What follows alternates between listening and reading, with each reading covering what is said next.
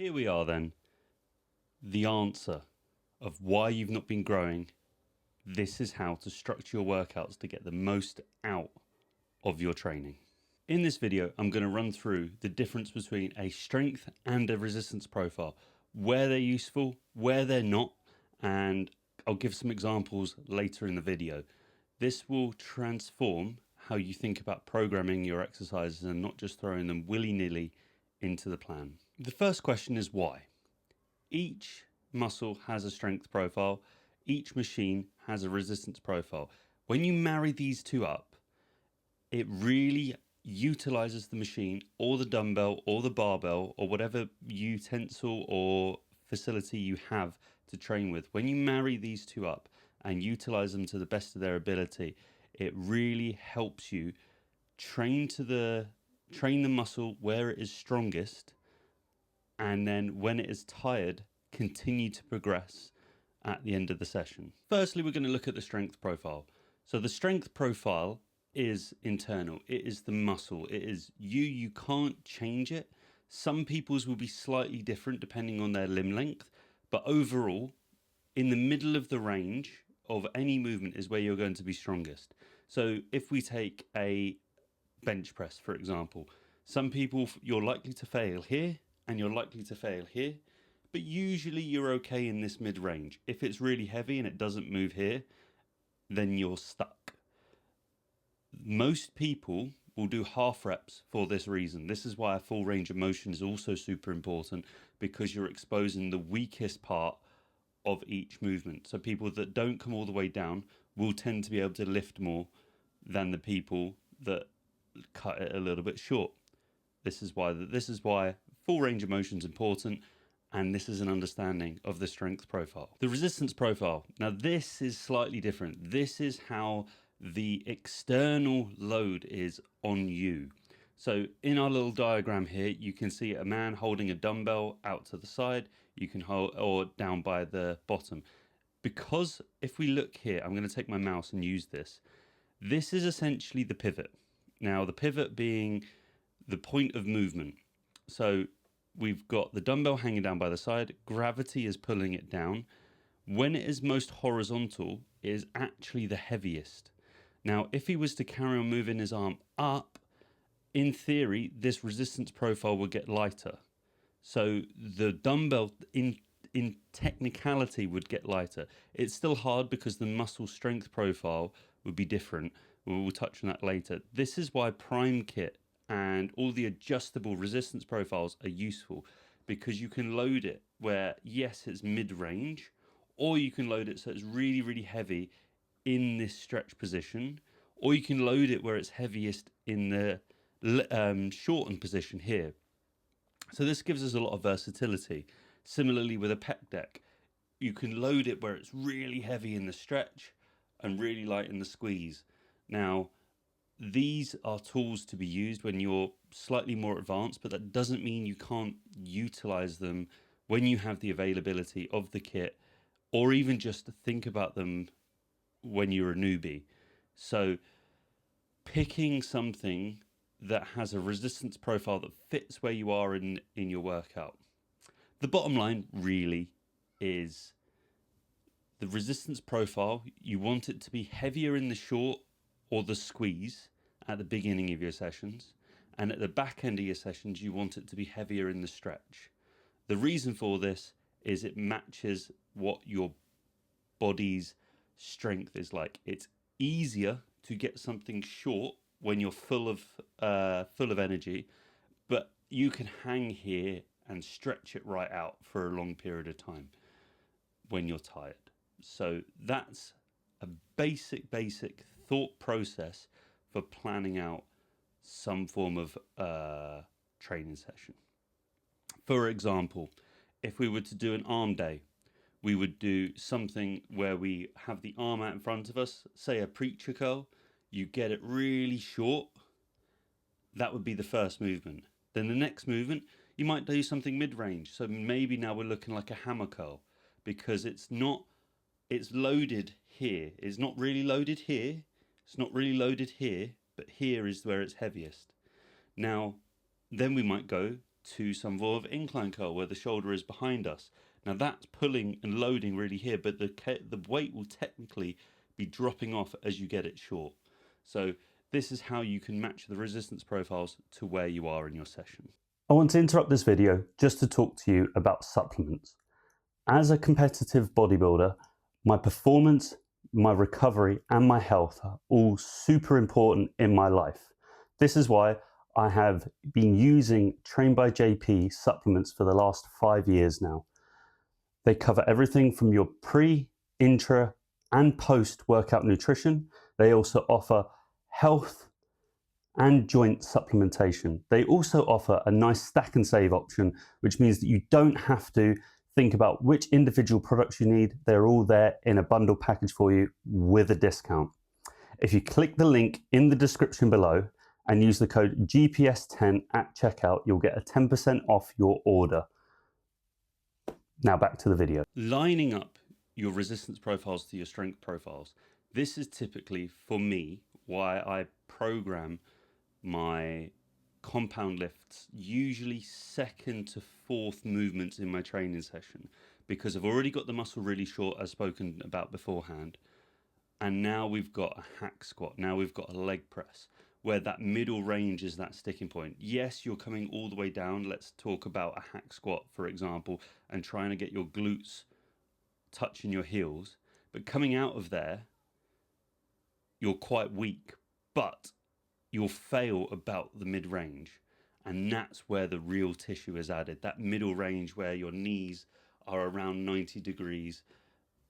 Each force, when your joints are at 90 is when it's hardest for your actual muscles to work. So that's where they have to be strongest. If we think of a deadlift, when you're standing up straight, you're really stacked and strong. When you're down at the bottom range, everything is kind of not relaxed, I don't want to use that term, but as soon as you pull and that shin and the thigh bone goes to 90 degrees and your hip and your hip bone is now at 90 degrees, that's where people get stuck.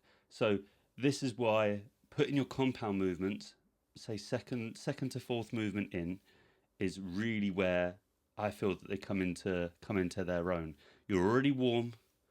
You're loading to match up with the strength and resistance profile of yourself, and we're really making some progress and digging into those deep fibers with the maximum load that you can handle with the correct range of motion. Now let's have a look at what happens when they don't line up.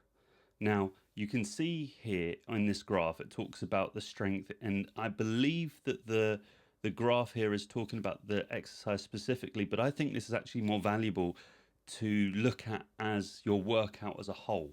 Now, if we take that graph and go, on the far left is the beginning of your session, on the far right is the end of your session, and you're loading the end of your session really, really heavy in the squeeze, the likelihood is you're not going to be able to get as many reps. Or even if we look across a set pattern, you're not going to be able to get as many reps if you continue to load in the squeezed portion towards the end of your session, or the end of that exercise, as a matter of fact. So what we've mismatched here is we've loaded extremely heavy in the squeeze. If we're talking about a leg extension, for example, on a prime kit, you have the ability to load it really heavy where your knees are fully extended or your legs are straight. This would be loading it heavy in the squeeze. If you load it heavy there at the end of your session, first of all, your legs will be tired by the end of your compound work, whether it is a leg press, a hack squat, or both. You've also maybe done some hamstring work, maybe you've done an RDL, or some other, maybe you've even done some lunges. And out of the hole is super easy, and then you'll feel like you're just catching the load on the way up. Now, this would be great at the beginning of the session because you've got the ability to really overload at the beginning, and maybe your knees aren't particularly warm yet. So having them loaded really heavy at the full extension might not be the best idea, depending on how old you are and whether you've had any problems in the past.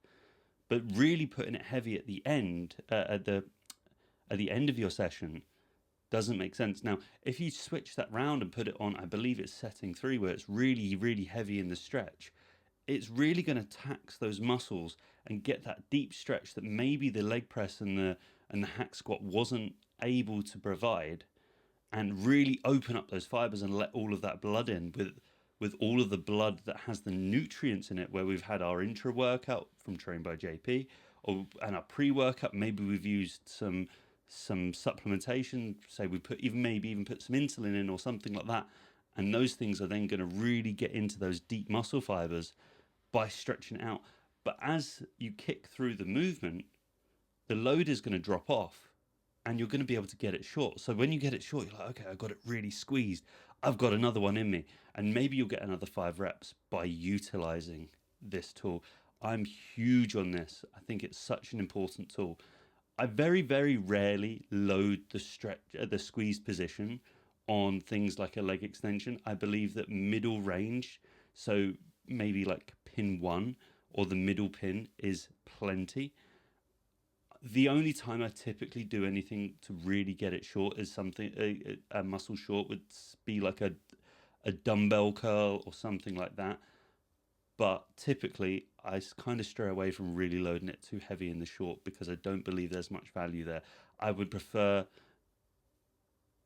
making the strength profile match my body, and then going, right, actually the short, the middle being where I'm strongest, is now maybe moved towards more of the stretch because now it's tired. I hope that makes sense. If you've got any questions on that, either DM me on Instagram or leave a comment down below. Let's look at an example then. I've got a few of these, so if you want to skip ahead to one that maybe applies to you, there are timestamps down below in the comments. It hopefully should be showing up on the video too. So side delts or lateral raises. Now, when we have a dumbbell in our hand, as shown in the graph earlier, up here is where it's heaviest. Down here, really light. You could stand here and hold this for double the amount of time. So when I'm programming dumbbell laterals, as mentioned before, I'm making sure that this is the first exercise they're doing because they're getting it really short. It's where they're going to have the most energy. And I'm picking a load that you can hold there for a 2 count.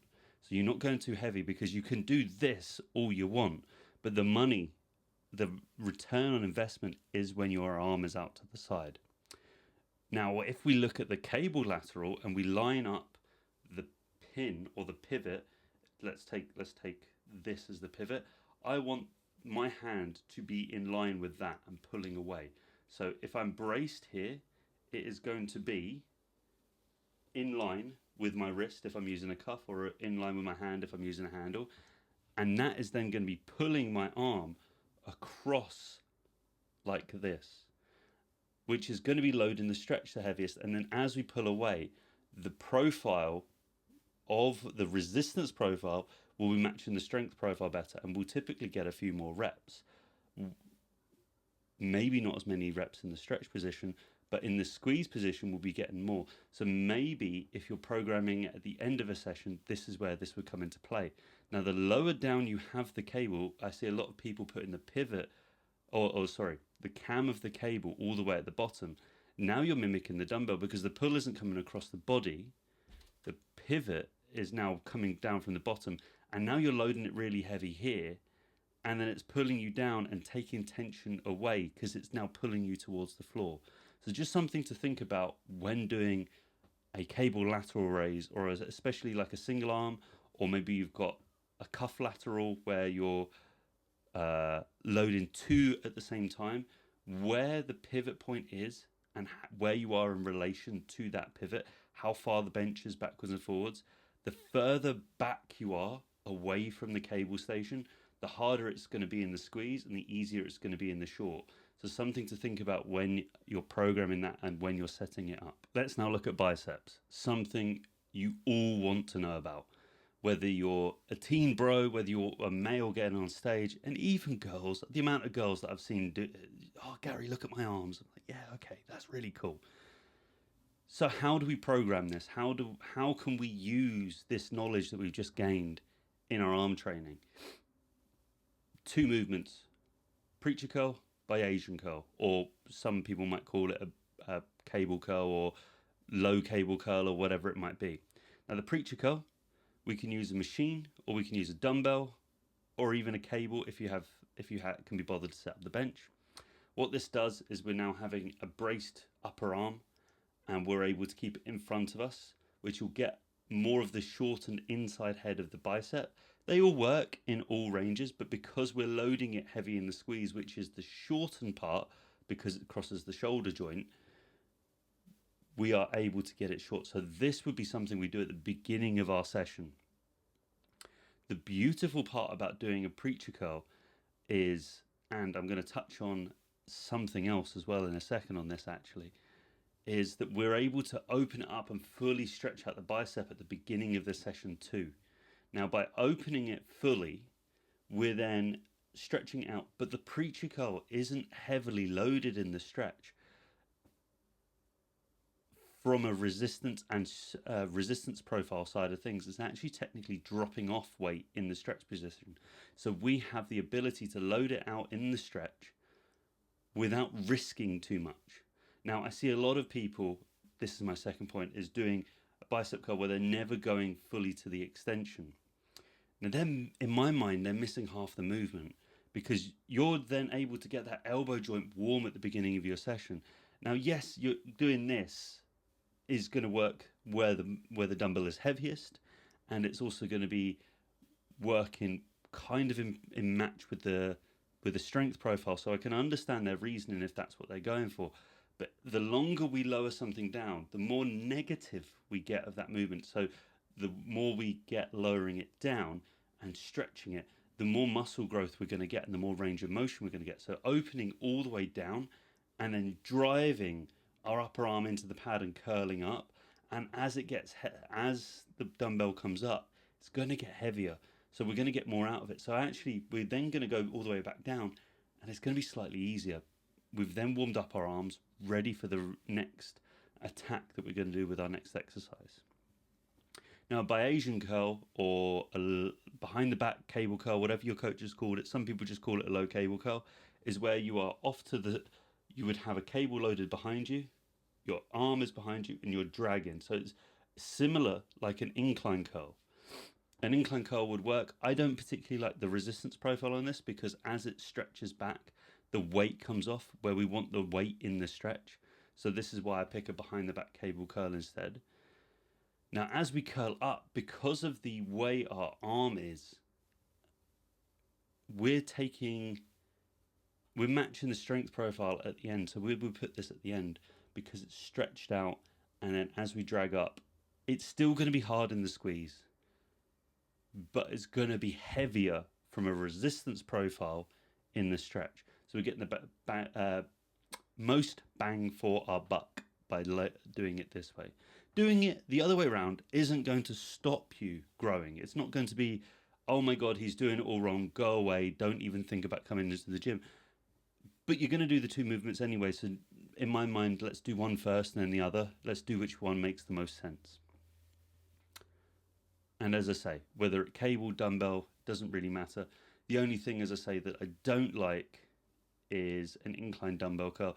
It works for a lot of people. I'm just not a fan. The final example then of what I thought would be super important to cover is hamstrings and your hamstring curl specifically variants. The lying versus the seated. It's the common debate. Which one's better? And yes, is my answer, to be honest. A lying hamstring curl, and you could also argue the standing hamstring curl. For me, a lying and standing hamstring curl are basically the same movement. A lying one is just more braced, so I think it's slightly better. A lying hamstring curl is a similar example to a dumbbell preacher curl. It's very, very taxing on squeezing those hamstrings. If you get to the end of a hamstring curl session, or a rep, you'll notice it's not particularly stretchy. But when you try and get your heels to your ass, oh my God, it lights them up. So where would I put this? A lying hamstring curl for me is great on the same day as a hip hinge. So with an RDL, maybe even a glute drive or a deadlift or something like that, because it matches nicely. An RDL is predominantly a stretched hamstring movement. It's not really curling your heels to your glutes. So we want to overload the squeeze because we're already working on the stretch portion. They're obviously going to have a little bit of time with both, but that's where I'd put that in. Now, on your other leg day, if that's how you program things, or you just have a leg day and an RDL at the end, then seated hamstring curls would be by far my go-to. The reason for this is the hamstring. If we take this as your hip, the hamstring attaches above the hip and below the knee. So if our hip is straight and we're just bending the knee, then this portion is never stretched. So it's already slightly shorter, which is why as we pull round, we're able to get it really short because this isn't elongated. Now, if we have our hip like this and we're bending like this is already stretched. So this stretch position